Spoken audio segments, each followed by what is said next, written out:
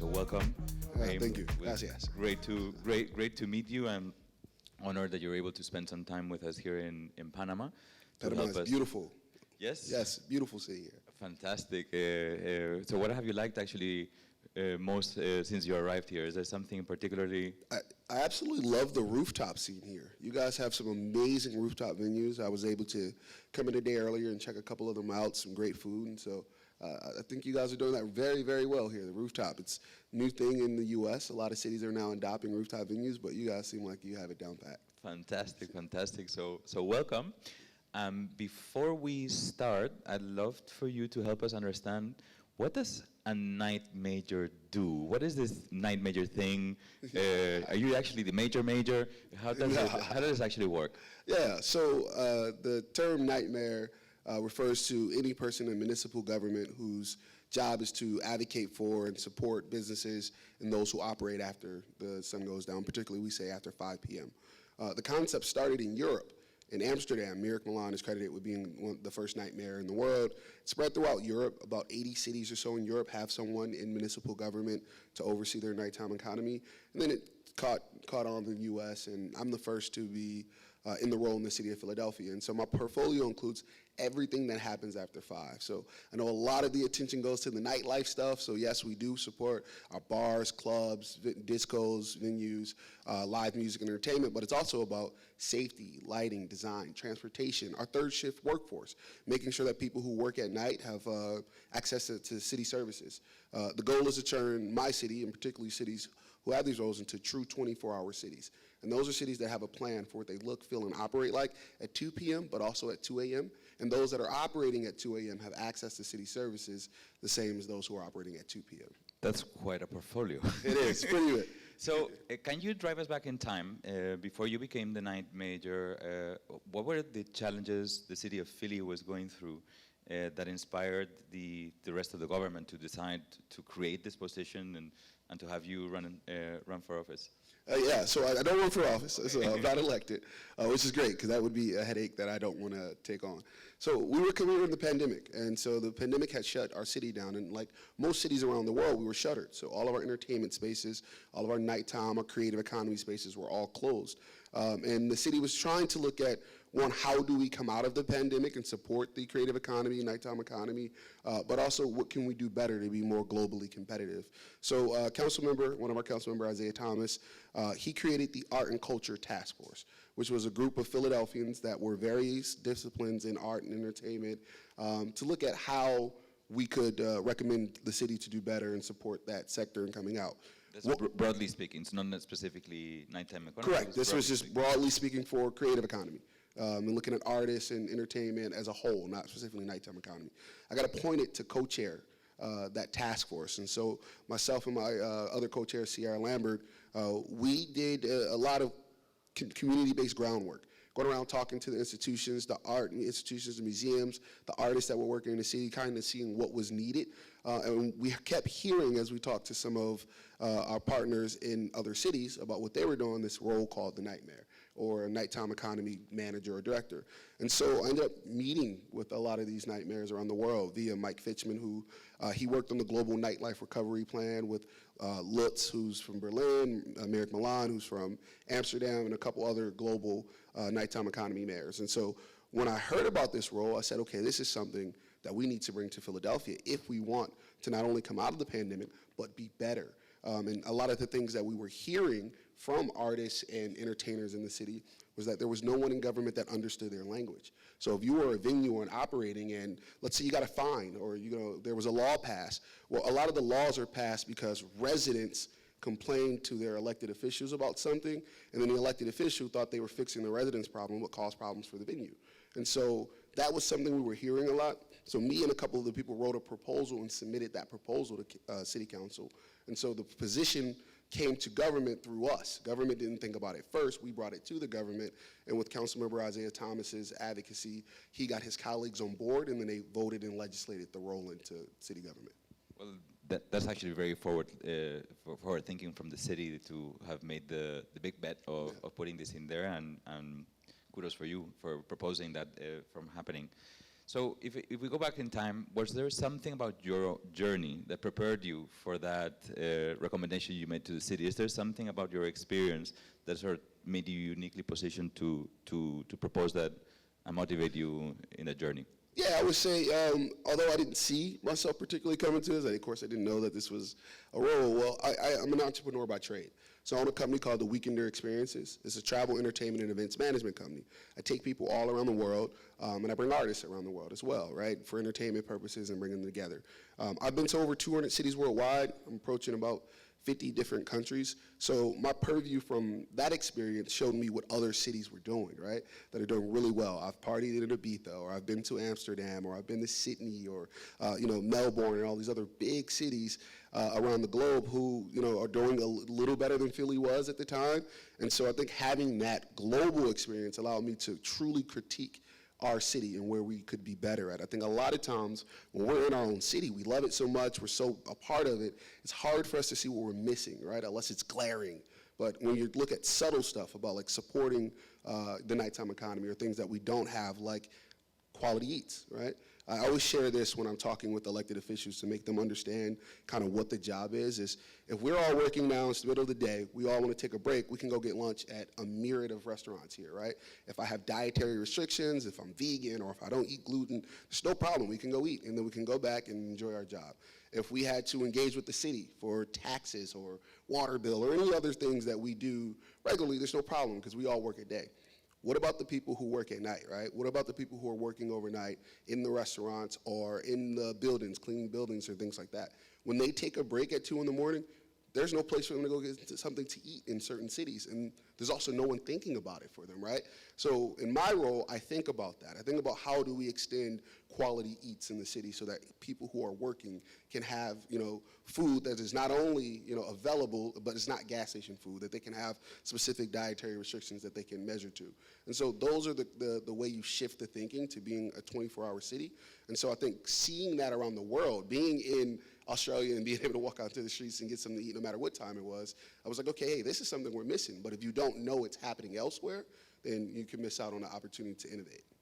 So you mentioned this around the world experience you've had enabled you to see the city with very subtle eyes and to be able to have the nuance of understanding where the little pockets of need and opportunity were.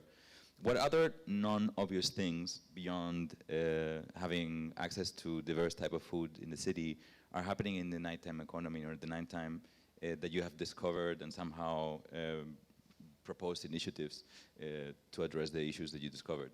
Yeah, I think one of the things that comes up a lot in my work in Philadelphia, which I think a lot of places and cities are grappling with, especially post-pandemic, is gentrification or mass redevelopment of neighborhoods, right?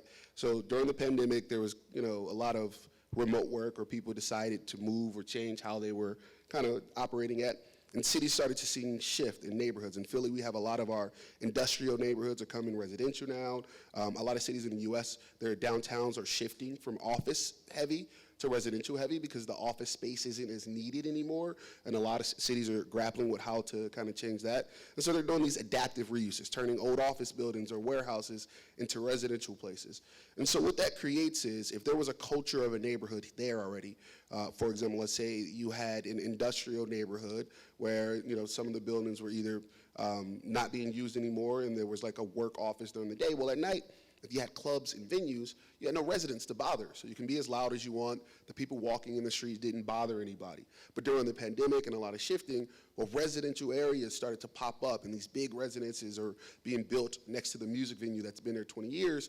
Well, now the residents are complaining that music venue is too loud. And that music venue has been there for 20 years, and yet, in a lot of our cities, now that is a nuisance venue, that it's been there doing what it needs to do.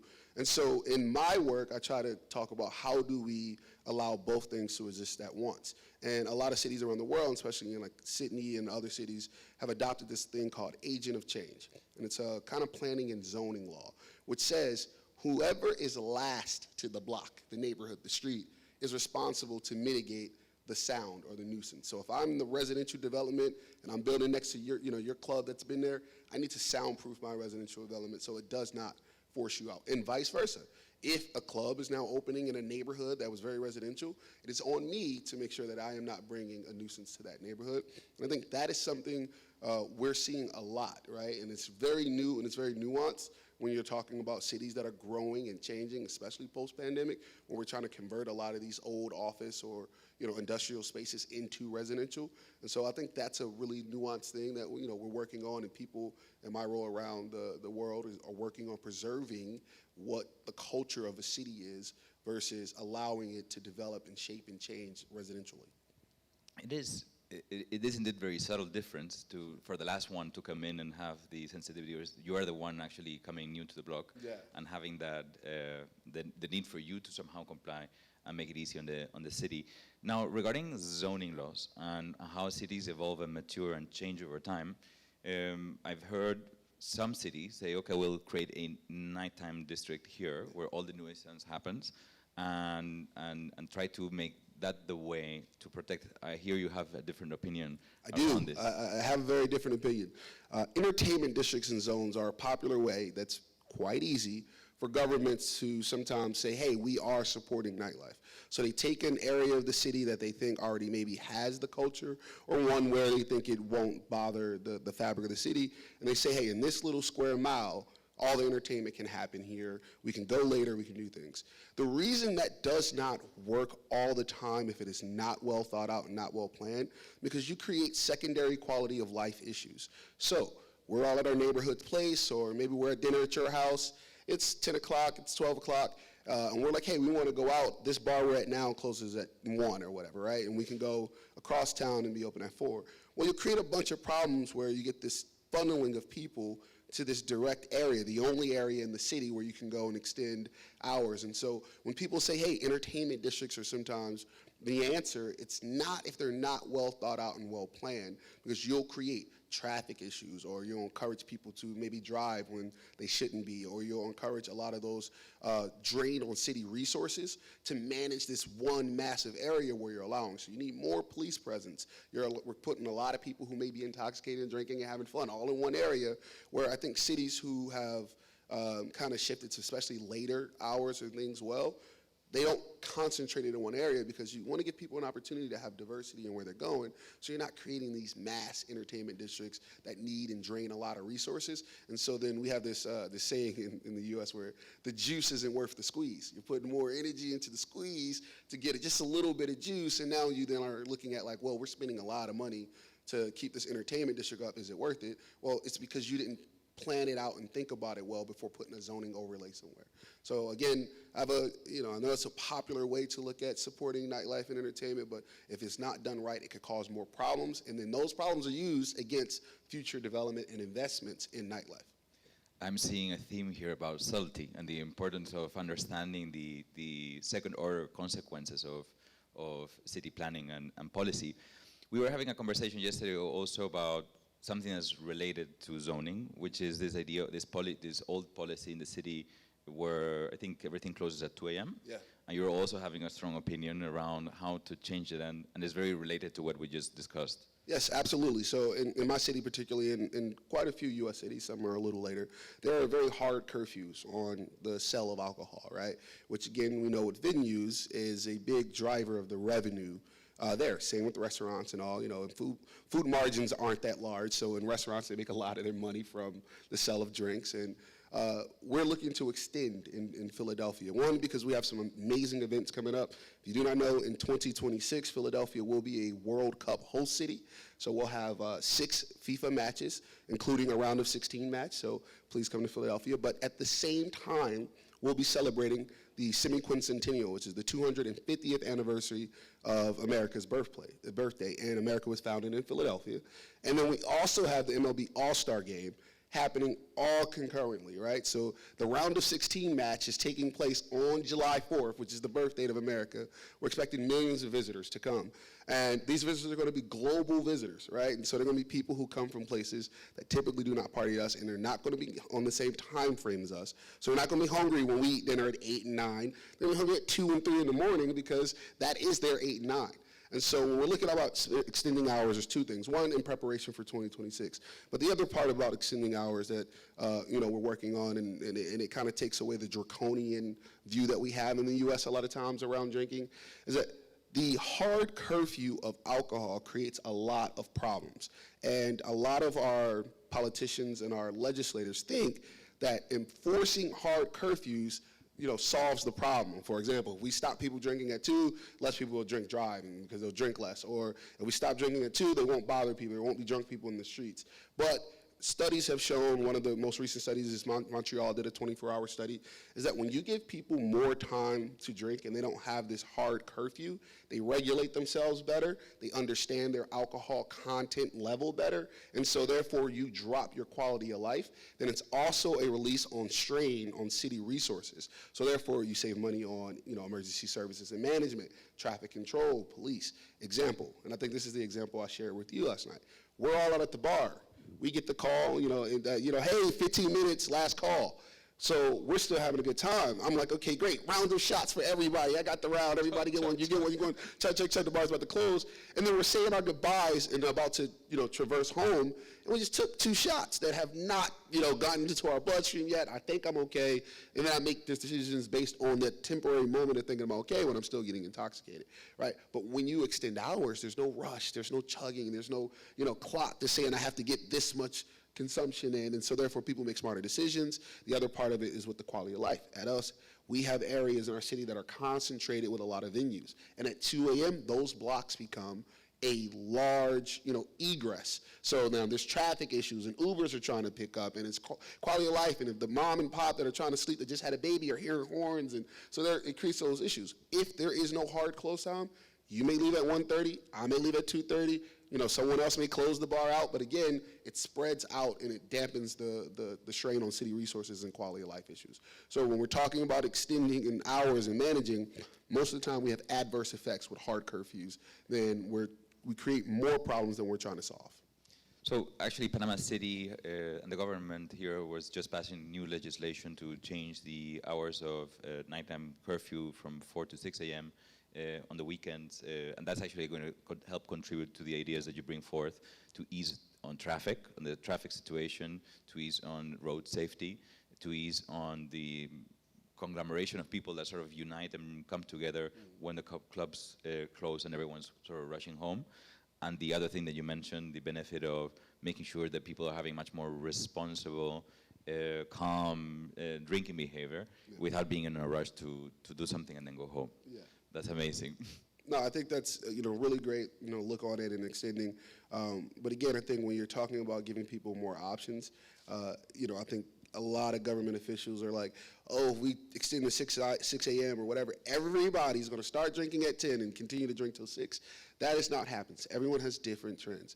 Like if a venue is open up 24 hours, and we've seen this in cities like Berlin or cities like Melbourne or Brazil that have these 24-hour venues, I may not even get to the 6 a.m. To the club until 4 a.m. because I went and I worked and I had other stuff to do. Where you may be like, I'm there at 10 and I'm out at 2 and it's great. And so it creates more so waves. But the other part of it, from an economic impact, one, you increase your revenue. So that's what I'm looking at, and I had a study implemented in the city of Philadelphia. Alcohol in the U.S., and particularly in Philadelphia and Pennsylvania, is one of the most taxed things, right? We have a specific drink tax, then there's sales tax, then we have a tax on the chaser, the soda, and so it brings in a lot of revenue. So for our city, extending hours gives us more money for more quality of life, more policing and community policing, but also for schools, because we have a tax that is directly tied to alcohol to our school budget. And so those extensions also benefit economically not only the municipality or the government, but then you also look at your venue.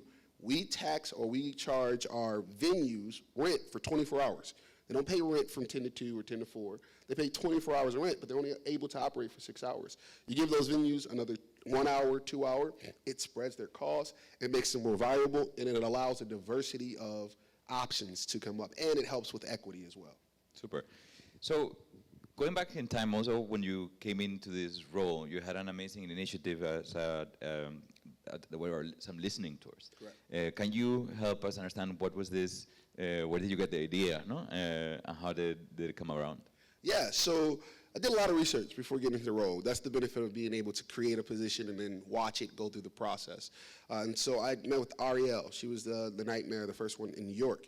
And when she got in, she did a listening tour. Now, she did a 5-borough listening tour. I think I misunderstood because I did 180 plus stops. And so the goal is that, with this being a new role in government, what I did not want to do is what I see a lot of government officials do, is they go in and they think they're solving problems and they have no idea. Or the other part is they're solving problems that are just late. It's not up to date. I'm solving 2 years ago's problem while a venue or a business or a stakeholder is dealing with a problem right now. And so I started off my first year with the listening tour, and I went and I met with venues, and I met with residents, and I met with our cultural institutions, and all of those who were stakeholders in our nighttime economy to understand what are the major problems now.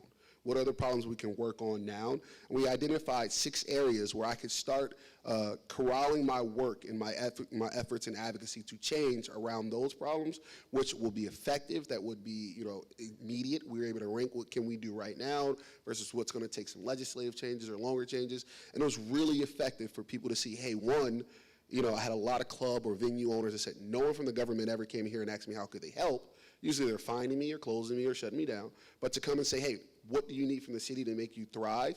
That was very unique. And so that also got me buy-in as a person. And this is just not another bureaucrat. This is not another government person. I'm not enforcement.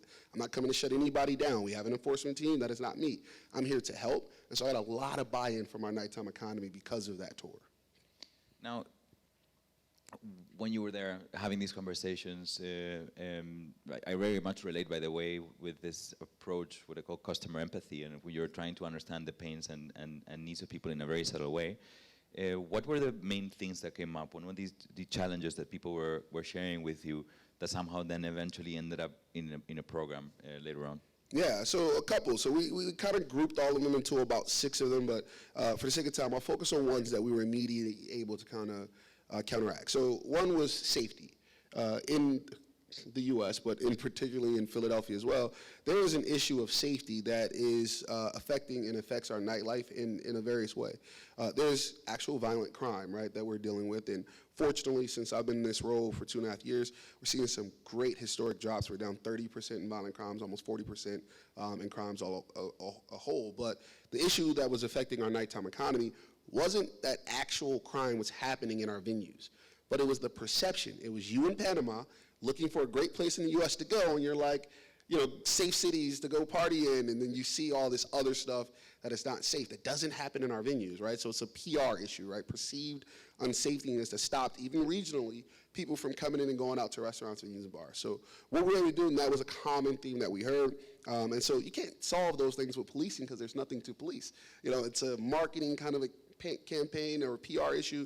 And so we launched a program called the Liberty Bell Safety Certification Program, in which we went around and trained venues on these things that people were worrying about.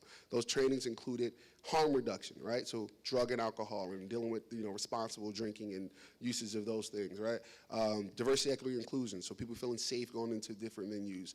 Active shooter awareness and prevention, human trafficking awareness and prevention, sexual harassment awareness and prevention, and then conflict resolution. And we trained these venues on best practices for this, utilizing multi-different departments. We used our police department, we had our health department, some private partners as well. And then we're putting and launching a big campaign so that you as a patron can Google safe places in Philly, and you see that these venues have taken extra precaution to make sure that if you're in their venue, they're safe, right? So PR campaign to combat the problem of safety as a thing. Some of the other issues that we heard was, again, the cumbersomeness of government processing. It takes a lot of brain power and money to open up a venue. There's a lot of rules and zoning and changing all of those. And so one of the things we were able to do in the first year is update the definition of a nightclub to make it more friendly for what the activities that were happening.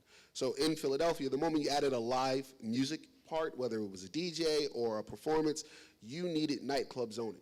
And you might not have been a nightclub. You might have been a restaurant that brought an artist in. And so that prevented that type of activity, which is popular, from happening in certain venues because you couldn't get nightclub definition anywhere.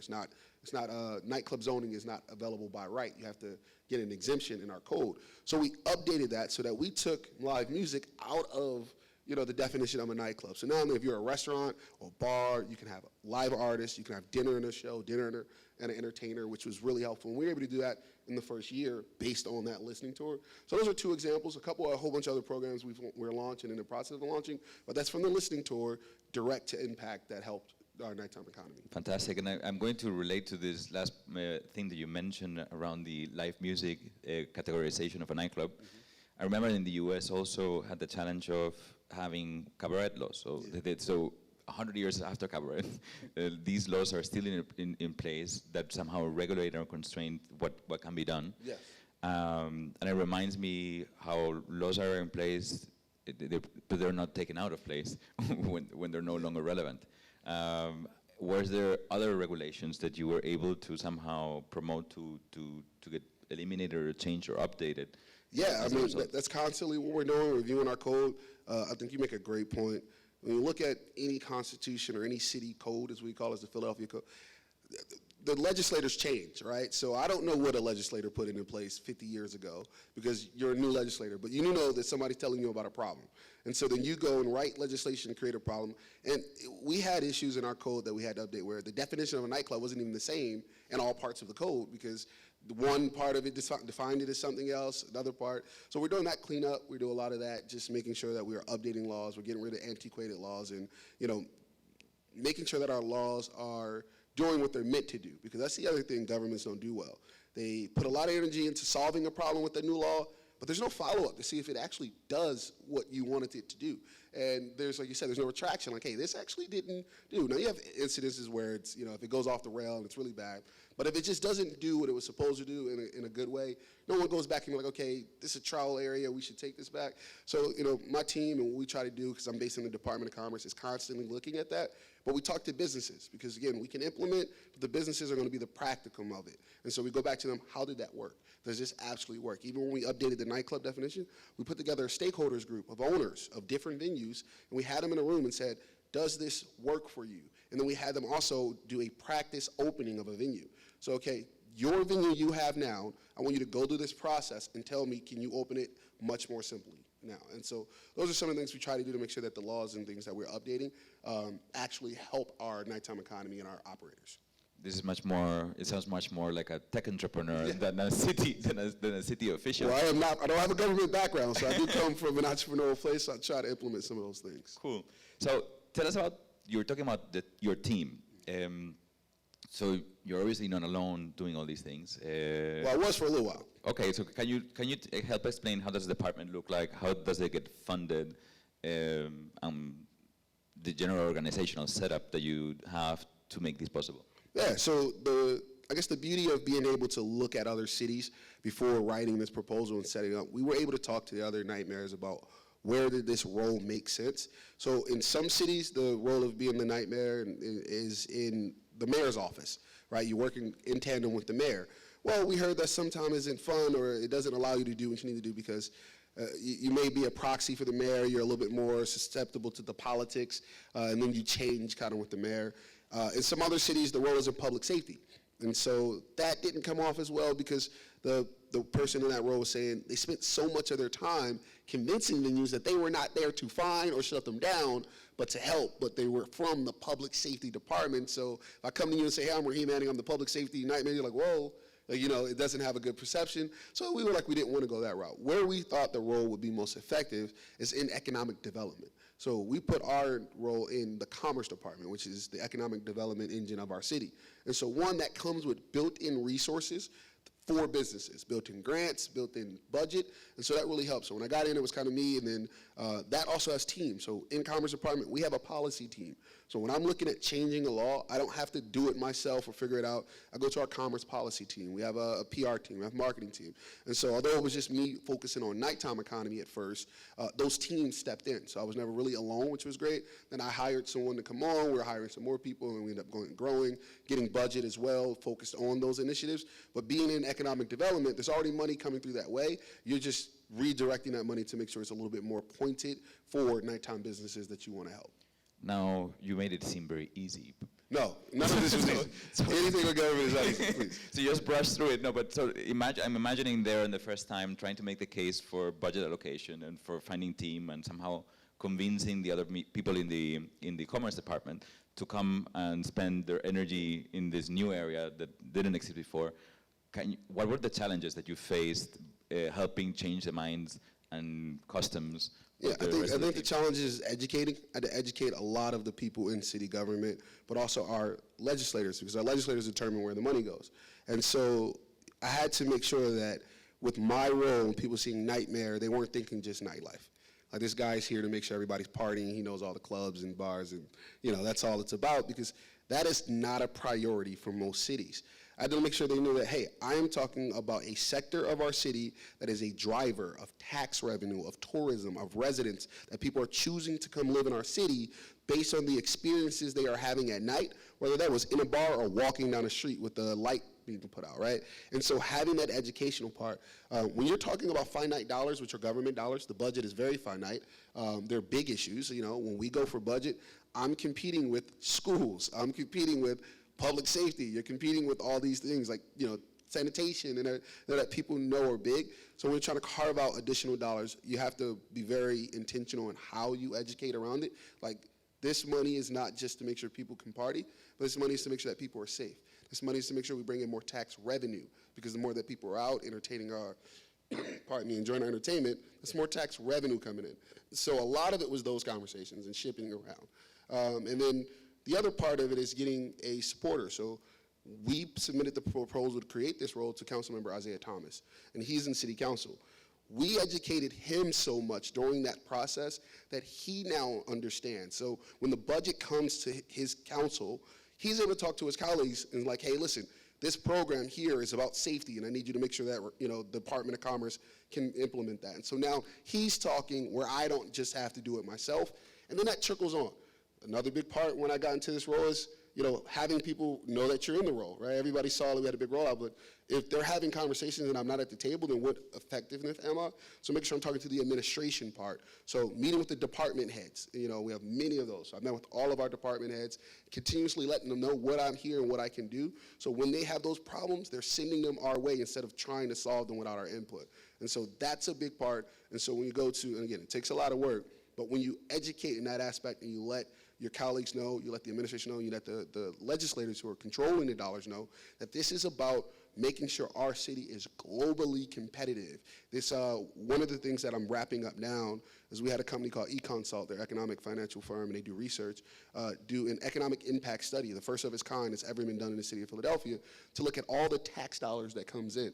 And our economic impact for nighttime economy businesses is $30 billion. It generates $30 billion in nighttime activity. What does that look like? Because when you go to a show, to a bar, you're paying parking, you're paying taxes, you're moving through public transit, all those things. And so I had to show that to our legislators. Like, look, this is a $30 billion sector. If you do not, invest in it, then that will grow, and you will be wondering where you're losing money at in the overall budget. If you grow it, it then brings in more revenue for all the other things that we have to do. Wow, $30 billion. That's a huge piece of the pie. Now, when I'm thinking about policy changes that create lasting impact, moving the needle to get that extra $5 billion it isn't easy. You don't just sort of throw a bazooka and see what happens. So in your opinion and the work you've been doing, what are the 2 or 3 things that are, let's say, the leading indicators or the leading initiatives that will then trickle down to amplify what already is a quite large nighttime economy in Philly? I think that's a great question. I think with the, given what 2026 coming up right now, for this year, one of my biggest priorities is extending hours. I do not want our city to miss out on the economic impact and revenue that can come in. So that's one part of it, but the other part is reputation, right?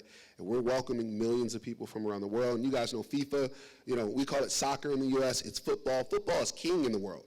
Now American football, go Birds, shout out to the Eagles in the Super Bowl, is king in the U.S., it is big, but when you're talking globally, it's football, it's soccer.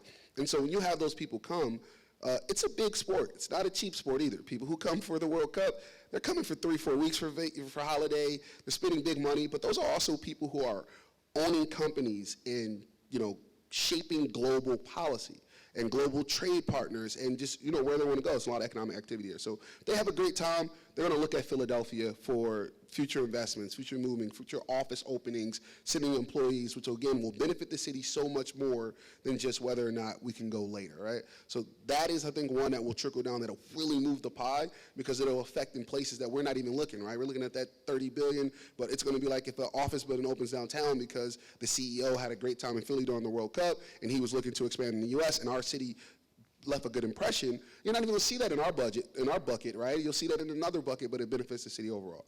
So I think that is going to be a primary thing this particular year that I'm working on. I think some other things is making it easier to do business with the city. We regulate nightlife very draconian in the U.S. It's a symptom or a leftover of prohibition, if you guys are familiar with that.